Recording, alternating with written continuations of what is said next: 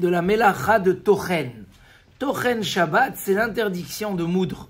Et moudre, c'est pas qu'avec un appareil, c'est toute chose qui est collée naturellement. Et moi, je viens et je le coupe en petits morceaux, c'est assourd. Donc la Gemara a connu que c'est assourd de couper des légumes en petits morceaux Shabbat. Tout petit morceau, c'est assourd, il faut faire des plus gros cubes. Sauf qu'on a ramené le Rashba connu, qui dit que de même que dans Borer, dans Trier, quand c'est avant le repas, c'est autorisé. Donc il dirait que la même chose quand je coupe en petit, si c'est avant le repas, ça sera autorisé. Et on a dit que le Beth Yosef avait l'air de dire que le Rov des Poskim sont d'accord avec le Rashba, mais quand même dans le Shulchan Aruch, il n'a pas tranché comme ça. En revanche, le Rama, oui, il a ramené ça dans le Shulchan Aruch, et le Mishnah Bora dit, puisque pas tout le monde sont d'accord avec ça, il vaut mieux être mahmir. Mais dans le cas où on fait des gros cubes, et on le fait avant le repas, on peut compter là-dessus. Et là, on est arrivé à une machloquette incroyable, ça peut servir même d'exemple pour comprendre comment dans la halakha, ça peut être des extrêmes complètement différents.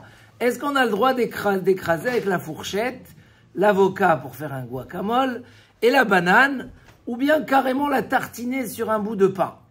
Alors le Chazon Ish, il a dit, oh là là, il a trouvé 4-5 rishonim qui sont pas d'accord avec ce Rashba, et que ça change pas si c'est avant le repas ou pendant le repas.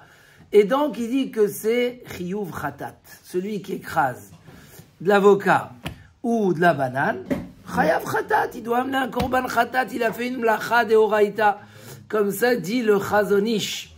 Et donc pour lui, il n'y a aucun éther. Le seul éther qu'on pourrait avoir, c'est faire un chinouille. Parce que dans moudre, on peut faire un chinouille, un changement de l'habitude. Par exemple, écraser l'avocat avec le manche de la cuillère ou tourner la fourchette sur le côté. Dans ce cas-là, vu qu'on a fait un chinouille, dans Tochen, si on fait un chinouille, c'est autorisé. En revanche, le Yechavedat, lui, il dit pas du tout. Si c'est avant le repas, tu peux écraser normalement l'avocat. Parce qu'il pense que non, le Rashba, c'est très puissant ce qu'il a écrit, et que apparemment le Shulchan Aruch l'aurait suivi d'une manière générale. Donc selon le Yechavedat, tu peux étaler sur du pain ou écraser, mais attention, il précise bien, les altars, il faut que ça soit pour tout de suite avant le repas. Ben Sion Abba Shaul va encore pire que ça. Sans faire aucune condition, il dit c'est moutard. Pourquoi c'est moutard? Parce que déjà le fait de prendre une fourchette, c'est déjà un chinouille. Parce qu'en général, quand on fait normal, on fait avec un appareil. Donc pour lui, déjà, si j'ai pris une fourchette, donc pour lui, il n'y a aucun problème d'écraser l'avocat et d'écraser la banane. Donc on a comme ça, d'un côté, quand tu ouvres le Shmirat Shabbat Keil Chata, le Ochot Shabbat, c'est assourd.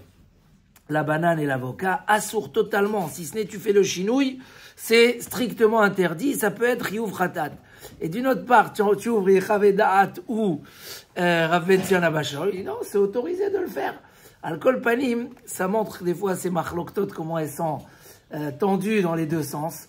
C'est sûr que pour un Ben Torah, un Ben Torah, il est mahmir dans ces choses-là. Et quand il y a un avis qui dit que c'est Chayav Khatat, alors il ne fera pas ça. D'autant plus que même si le Yechavedat, il a autorisé, mais il y a un risque. Il suffit que la dame, elle a fait son guacamole avant d'aller à la synagogue. Donc ça, d'après tout le monde, elle n'a pas fait à côté du repas. Et donc, elle va être Hayav Khatat, elle va faire un Issour très chamour. Mais c'est important de savoir, parce qu'une fois quelqu'un il m'a dit, maintenant j'arrive, ma belle-mère, elle a déjà fait. J'ai pas eu le temps de lui apprendre la halakha. Est-ce qu'il peut manger? Vu qu'il y a des poskim qui autorisent, bien sûr que dans ce cas-là, tu peux manger, tu fais pas d'histoire. Mais c'est important d'apprendre la halakha, et c'est pour ça que toutes ces choses-là qui peuvent toucher un Issour Minatora, soit on les fait avant Shabbat, soit on apprend bien comment les faire, que selon tous les avis, je n'ai fait aucune interdiction. Hazak Venit Hazek.